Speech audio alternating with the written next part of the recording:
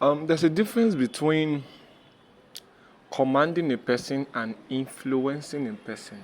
It's not exactly the same, though one can lead to the other, but they are not exactly the same.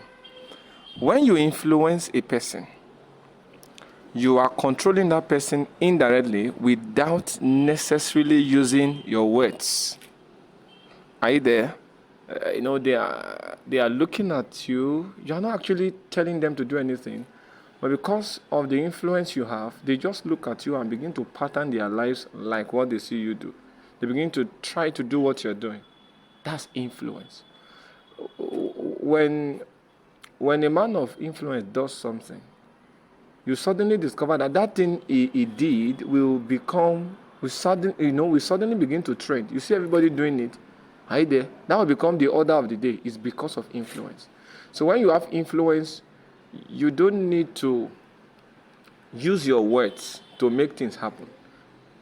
Your reaction can make things happen, even when you don't speak.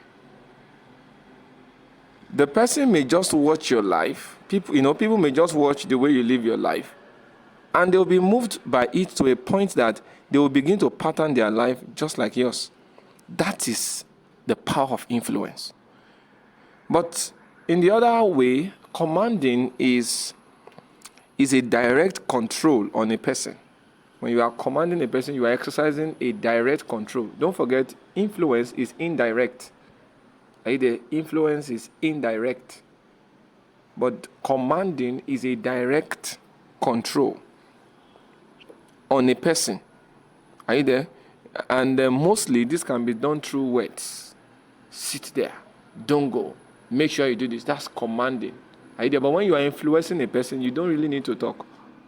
Yes, because it's an indirect control. So one is direct, one is indirect.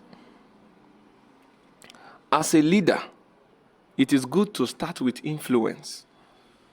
If you have influence, then there's no need to command as it is. Are you there? Because on the strength of your influence, you will make a lot of things to happen.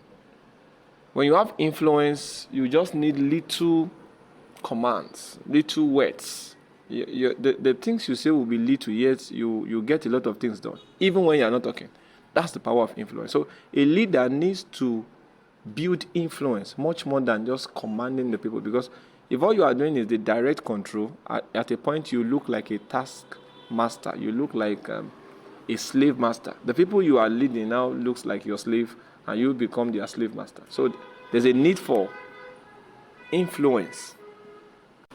So, and as a leader, when you don't have influence on the people you are leading, even when you try to command, your command may not stand because you don't have influence. So the first thing to do is build influence. So when you have influence, you don't talk much. Your appearance begins to make things happen. Your name begins to make things happen in your circle.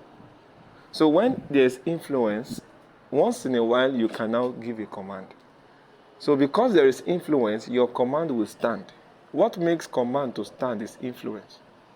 It is easy to disobey the commandment of somebody that does not have influence on you.